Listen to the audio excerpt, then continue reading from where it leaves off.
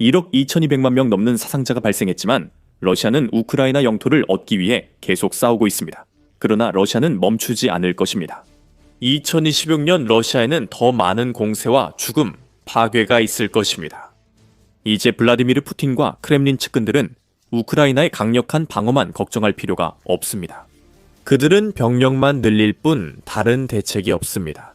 우크라이나는 군사 전술로 전쟁 양상을 바꿀 계획입니다. 푸틴은 간단한 이유로 다가오는 일을 막을 수 없습니다. 우크라이나가 공세에 나서고 있기 때문입니다.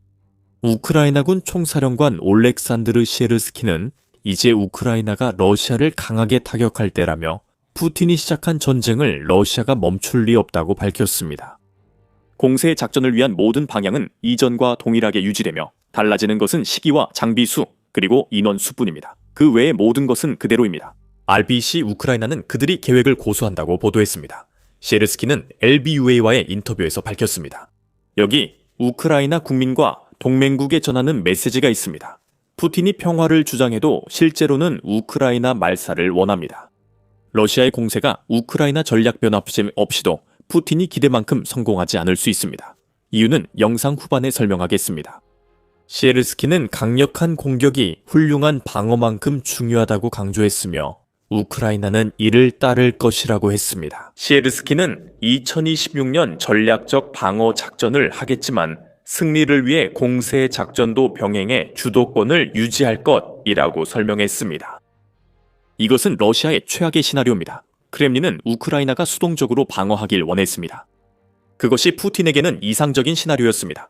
그가 수천 명씩 죽음으로 내모는 병사들의 부서진 시신들이 결국 그 방어선을 무너뜨릴 것이라고 생각했기 때문입니다. 우크라이나는 소모전 전략을 잘 이해하며 더는 참지 않겠다고 밝혔습니다. 우크라이나는 2023년 여름처럼 다시 공격 중이며 실패해서 교훈을 얻어야 합니다. 하지만 그 교훈을 말하기 전에 가장 중요한 질문은 왜 지금인가? 입니다. 두 가지 주요 이유가 있습니다. 우크라이나는 지금까지 그 어느 때보다 이런 작전에 더 잘 준비되어 있습니다. 그리고 러시아는 약화되어 우크라이나의 진역을 막을 수 없을 정도가 되었습니다.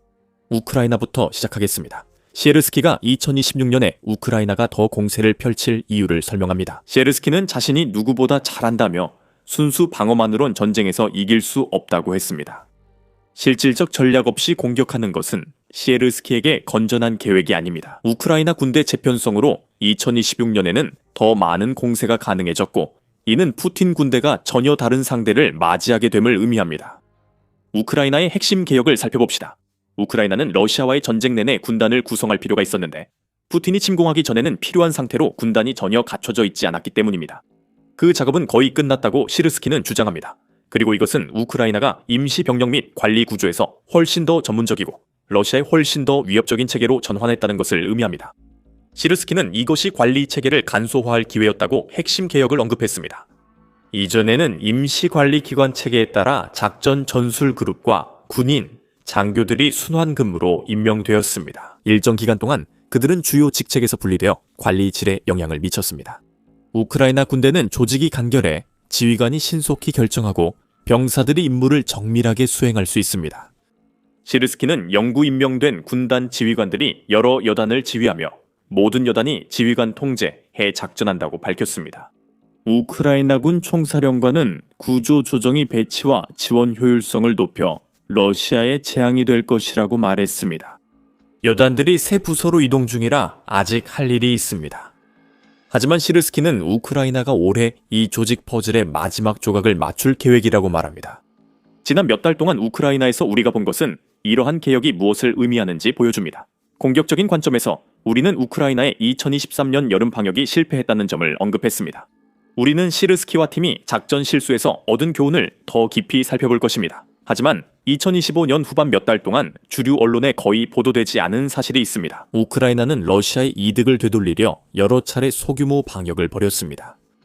2025년 대부분의 기간 동안 우리는 여러분을 도네츠크 주 돈바스 지역에 위치한 포크로우스크시로 안내합니다. 러시아군이 포크로우스크를 포위하며 주변 거점을 점령했고 도시의 병력도 침투시키기 시작했습니다. 도시 다방면 공격 거점 확보를 위한 노력이었습니다. 우크라이나는 포크로우스크에서 러시아를 쫓아내지 못했고 오히려 전쟁으로 폐허가 된 도시 곳곳에서 격전이 계속되고 있습니다. 하지만 우크라이나가 해낸 것은 일련의 방역이었고 이로 인해 러시아의 징역이 극적으로 느려져 푸틴의 목표를 달성하지 못하게 만들었습니다. 처음엔 여름, 이후엔 11월 중순까지 포크로우스크 점령을 목표로 했지만 아직 점령하지 못했습니다. 이유 중 큰 부분은 이겁니다. 2025년 하반기 우크라이나는 2026년 계획의 시범 작전을 했습니다. 시에르스키가 도브로필리아 방향 방역 작전을 보고했습니다. 그 도시는 도네츠크주 포크로우스크에 위치하며 2025년 8월 말 10월 우크라이나 방역 작전의 중심지가 됐습니다. 우크라이나는 그곳에서 많은 영토를 해방했습니다. 우리 부대는 적 공격을 분산 차단하고 포크로우스크 북쪽 430km 서민타 이상을 해방했습니다. 시에르스키는 그 반격에서 러시아군 사상자가 1만 3천 명 이상이라고 했습니다. 2025년 하반기 우리는 새로운 전략 형성을 목격했습니다. 우크라이나는 이제 그 전략에 완전히 전념할 준비가 되어 있습니다. 이 전략은 효과적입니다. 우크라이나는 2026년 새로운 접근법을 준비하며 방어와 공세를 결합합니다. 러시아는 공영에 있습니다. 그리고 이것이 우크라이나가 접근 방식을 바꾼 두 번째 이유로 자연스럽게 돌아가게 합니다. 그리고 우리가 영상 초반에 언급했던 내용이기도 합니다. 러시아가 2025년 점령한 영토 다수가 2026년 해방될 예정입니다. 몇 가지 이유가 있는데 그중 첫 번째는 러시아의 성과가 미미했다는 점입니다. 1월 17일 도네츠크주 전역에서 막대한 병력 손실을 치른 대가로 그레이스 맵스와 카테리나 스테파넨코는 이 점을 강조하는 글을 뉴욕 포스트에 썼습니다. 두 사람은 나토 사무총장 마크 루터의 말을 인용해 푸틴 군대가 한 달에 2만 5천 명 사망자를 내고 있다고 밝혔습니다. 우크라이나에서 그들이 이루고 있는 작은 진전을 위해서 말이죠. 12월 중순 우크라이나 대통령 젤렌스키는 러시아군 월별 사망자가 실제로 3만 명에 가깝다고 밝혔습니다. 이는 부상자가 아닌 사망자 수입니다. 여기에 부상자도 포함해야 하며 곧 그 이유를 설명하겠습니다. 이는 러시아의 큰 문제가 될 것입니다. 어느 숫자가 맞든 월 2만 명이라는 최저치조차 러시아에게는 작전상으로나 대외적으로나 치명적입니다. 브리테니커에 따르면 옛 소련은 약 10년간의 분쟁에서 약 1만 5천 명의 병사가 사망했으며 전쟁은 실패로 끝났습니다. 러시아의 경우 블라디미르 푸틴은 이제 그 전쟁 전체 사망자 수보다도 매달 최소 5천 명이나 더 많은 목숨을 버리고 있는 셈입니다. 그는 매달 드론이 많은 우크라이나 전장에서 아프가니스탄 전쟁 사망 러시아 병사의 2배가 목숨을 잃게 방치할 수도 있습니다. 볼로디미르 젤렌스키의 수치가 맞다면 왜 그는 이런 사소한 이유로 이러는 걸까요? 맵스와 스테파넨코에 따르면 2025년 내내 93명의 사상자당 얻는 이득은 약 1제곱킬로미터, 0.386제곱마일에 불과하다고 합니다. 이것은 러시아의 과거 사상자 대비 영토 점령 비율과 비슷하지만 지금은 큰 차이가 있습니다. 러시아는 과거 대규모 모집과 고액 보수로 막대한 손실을 만회할 수 있었습니다. 크렘린이 우크라이나 방어선에 병력을 투입하기 어렵습니다. 러시아는 병사 모집이 늦고 우크라이나 주둔 러시아군도 약해지고 있습니다. 시에르스키가 언급한 방역이 매우 가능해진 상황입니다. 러시아의 병력 모집 문제가 2025년에 시작됐다고 맵스와 스테파넨코는 지적합니다. 두 사람은 러시아의 병력 모집이 병력 손실을 만회하는데 어려움을 겪고 있다고 씁니다. 크렘린에 따르면 러시아는 2025년에 40만 6천 명을 모집했고 우크라이나는 1년간 사상자가 41만 명을 넘었다고 추정했습니다. 이미 연간 약 4천 명 병력 부족으로 추정되지만 이 숫자만으로 전체 상황을 알 수는 없습니다. 우크라이나 방역처럼 2025년 하반기부터 진정한 반전이 시작됐습니다. 2025년 10월경 러시아의 사상자 증가와 병력 모집 불안이 겹치자 키예프 포스트는 러시아의 징집 운동이 약화됐다고 보도했습니다. 푸틴의 침공에 목숨을 내놓으려는 이들에게 최대 보너스가 제공됐지만 이미 돈을 벌고 싶던 사람들은 모두 지원했다고 러시아 모집 담당자들이 주장했다고 이 매체는 전했습니다. 그리고 그것은 2026년으로 접어드는 크렘린궁의 큰 문제입니다. 최대 39,300달러 보너스와 증가하는 지급금도 러시아 국민들을 전쟁 지원에 설득하기엔 충분하지 않다면 푸틴은 결국 피하려던 동원 결정을 내릴 수밖에 없을 것입니다. 그는 결국 그 결정을 내려야 할 수도 있습니다. 이 결정은 푸틴의 우크라이나 야망에 큰 타격을 줄 수 있습니다. 1월 8일 알자질에서는 러시아의 징집 상황에 대해 보도했습니다. 현재로서는 징집 인원이 여전히 많습니다. 러시아는 2026년 월 34,083명 병사 모집을 계획합니다. 하지만 문제는 이로 충분하지 않을 수 있다는 점입니다. 젤렌스키와 시에르스키는 러시아의 12월 손실, 이 33,000, 35,000명이라 보고했으며 이는 영상으로 확인된 수치입니다. 이로 인해 러시아군 사망률이 높아 크렘린이 신병을 빠르게 투입하지 못한다는 점을 알 수 있습니다. 이것은 우크라이나의 전략적 약화이며 시에르스키 주장처럼 2026년 우크라이나가 공세로 전환할 기반을 마련한 것입니다. 돈이 러시아가 전쟁에 필요한 병사를 설득하기에 충분하더라도요. 크렘린도 그 부분에서 몇 가지 문제를 안고 있습니다. 2026년 이 모든 것이 무너질 해일 수 있습니다. 스테파넨코의 러시아 경제 지도는 우크라이나의 장거리 공격이 러시아 정유소와 에너지 인프라, 경제에 미치는 영향을 보여줍니다. 두 사람은 2025년 11월 한 달 동안 러시아 정유 능력의 약 10%가 중단됐다고 주장합니다.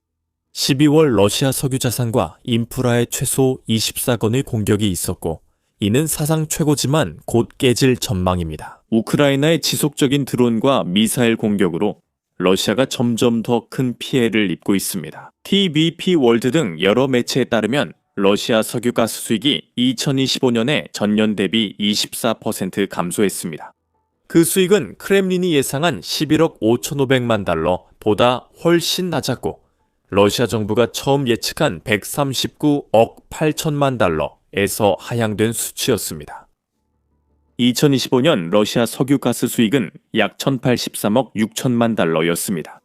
이는 수정 전망치보다 약 20억 달러, 러시아 예상치보다 2025년 초 기준 300억 달러 이상 적습니다.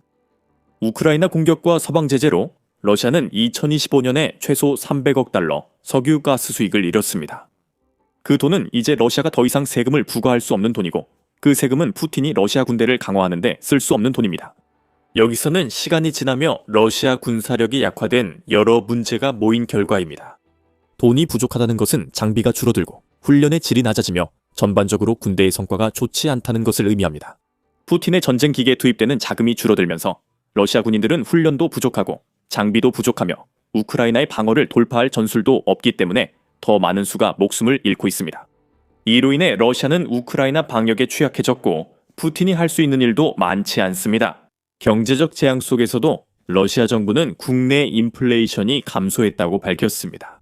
모스크바 타임즈는 1월 16일 러시아의 로스텟 기관이 그렇게 주장했다고 보도했습니다. 인플레이션은 2025년 1월 95%에서 약 56%로 크게 하락했습니다. 하지만 러시아의 좋은 소식은 오래가지 않습니다. 부가가치세가 20%에서 22%로 인상되면 국민들의 재정에 더 큰 부담이 가해지고 인플레이션이 다시 급등할 가능성이 높습니다. 이 소식은 언론 보도를 통해 전해졌습니다. 우크라이나는 강해지고 러시아는 약해집니다. 시간이 갈수록 푸틴에게 남은 것은 줄어듭니다. 지도와 스테파넨코의 뉴욕 포스트 글은 선전에 불과합니다. 크렘린은 전선과 국제 국경을 따라 있는 작은 시골 마을들을 점령한 것을 마치 큰 승리인 것처럼 과장하며 이를 돌파구로 이어질 것이라고 주장합니다. 하지만 실제로는 그렇지 않다고 두 사람은 글에서 덧붙였습니다. 러시아는 논쟁 지역에서 국기 개양, 기습 공격, 군사회의로 거짓을 시각적으로 뒷받침합니다. 푸틴은 거짓말과 이야기 조작에 익숙합니다. 하지만 2026년 러시아의 치명적일 수 있는 수치들에는 반박할 수 없습니다. 이는 우크라이나가 몇 년 전에 저질렀던 핵심적인 실수들을 피할 수 있다는 가정해서입니다. 우크라이나는 러시아가 점령한 도네츠크 대부분을 되찾기 위해 반격을 시작했습니다. 이 방역 작전을 영상 초반에 언급했고 시르스키와 우크라이나군은 러시아를 몰아내려던 실패에서 많은 교훈을 얻었을 것입니다. 그 교훈들은 2026년 작전에 적용됩니다. 가장 중요한 교훈은 자신을 무리하게 확장하지 말라는 것입니다. 로이터 통신은 2023년 12월 기사에서 우크라이나가 감당할 수 있는 것보다 많은 것을 시도해 지난 여름 방역이 지연됐다고 분석했습니다. 방역은 전선의 너무 넓은 구간에서 이루어졌습니다. 매체는 중심이 자포리자였다고 전했습니다. 분석가들은 자포리자가 러시아가 점령한 우크라이나 지역 분단의 직접 경로라고 봤습니다. 80km 전투선 요로키우에서 토크마크, 멜리토폴까지 이어져 러시아 크림반도 보급선 차단을 목표로 했습니다. 우크라이나는 병력을 세 축으로 나눠 일부는 도네츠크 바흐무트 북쪽까지 진출했습니다. 이로 인해 우크라이나는 병력이 분산되어 방역이 실패했습니다. 그런 실수는 반복되지 않을 것입니다. 우크라이나의 2026년 작전은 2023년 방역과 다를 것입니다. 2025년 하반기 방역과 유사하지만 더 대규모로 진행될 것입니다. 작은 마을들이 다시 탈환될 것입니다. 우크라이나는 앞서 언급한 문제들로 인해 러시아 방어선에 생긴 약점을 찾아내고 그것을 적극적으로 이용할 것입니다. 그리고 2023년과 달리 우크라이나는 공격을 개시하면서도 방어선을 강하게 유지하는 것을 목표로 할 것입니다. 이를 통해 우크라이나는 방어가 허술한 러시아 진지를 기습적으로 공격해 파괴할 수 있게 됩니다. 2026년 우크라이나는 2023년과는 다른 이점도 있습니다. 2023년 방역은 몇 달 전 준비됐고 러시아도 이를 알고 있었습니다. 말이 많고 행동이 느려 러시아가 방어를 준비할 시간을 벌어 우크라이나에 불리하게 작용했습니다. 2026년엔 그런 일은 없습니다. 우크라이나 군 효율화에 대한 시르스키의 언급엔 이유가 있습니다. 2026년에는 모든 방역이 신속히 결정 실행될 것입니다. 이상적으로 2026년에는 2023년의 느린 징역과 정체가 더 이상 문제가 되지 않을 것입니다. 우크라이나는 강하게 타격 후 다음 단계로 나아갈 것입니다. 러시아는 마치 다가올 일에 대비하고 있는 것처럼 행동하고 있지만 실제로는 그렇지 않습니다. 지금 블라디미르 푸틴은 2026년 4월까지 돈바스 전체를 점령하라는 기한을 정했습니다. 솔직히 말해서 그건 터무니없는 기한입니다. 포크로프스크는 아직 도네츠크에서 함락되지 않았습니다. 설령 그 도시가 러시아의 통제 하에 들어간다고 해도 러시아는 그 다음에 도네츠크 서부를 따라 50km, 즉 31마일에 걸쳐 이어지는 요새 벨트를 뚫어 둬야 합니다. BBC는 전쟁 연구소의 주장을 인용해 우크라이나가 2025년까지 11년에 걸쳐 그 위험한 도시 벨트를 강화해왔다고 보도했습니다. 러시아는 포크로프스크 외에도 푸틴의 마감 시한 내에 슬로비안스크와 크레마토르스크도 점령해야 합니다. 그 일은 절대 일어나지 않습니다. 러시아가 포크로프스크를 점령하는데 2년 가까이 걸렸고 푸틴의 군대가 앞으로 상대할 도시는 더 크고 방어도 강합니다. 하지만 러시아는 우크라이나 방역에 대비할 새 사단을 갖추게 됩니다. 시르스키가 LBUA 인터뷰에서 말했듯이 러시아는 2026년까지 최소 11개의 사단을 창설할 예정입니다. 하지만 여기에 함정이 있습니다. 러시아는 2025년에 14개 사단을 창설할 계획이었지만 실제로는 절반도 채 창설하지 못했습니다. 그리고 그마저도 일부는 손실을 보충하는 데 자원이 사용됐다고 시에르스키는 말합니다. 이런 상황에서 11개 신설 사단은 매우 야심찬 계획입니다. 러시아가 병력을 더 많이 잃고 우크라이나가 공격에 나설 예정이기 때문입니다. 러시아는 폭풍에 대비하지 못했고 우크라이나가 전략을 잘 쓰면 2026년 엔도네츠크의 작은 성과도 이룰 수 있습니다. 블라디미르 푸틴은 전략이 무너지고 도네츠크 함락 앞에서 당황할 것입니다. 우크라이나는 러시아 후방 타격과 영토 해방을 위한 방역 준비에 쓸 또 다른 무기도 보유하고 있습니다. 미들 스트라이크 드론이 우크라이나에 도착했고 우크라이나는 이미 그 드론을 사용해 러시아 후방을 초토화하고 있습니다. 여러분은 저희 영상에서 그 드론에 대한 모든 것과 그 드론을 막기 위해 만들어진 것조차 이미 파괴하고 있는 방법에 대해 알 수 있습니다. 재미있게 보셨다면 더 밀리터리 쇼 구독과 시청에 감사드립니다. 우크라이나 2026년 전략 소식도 기대해 주세요.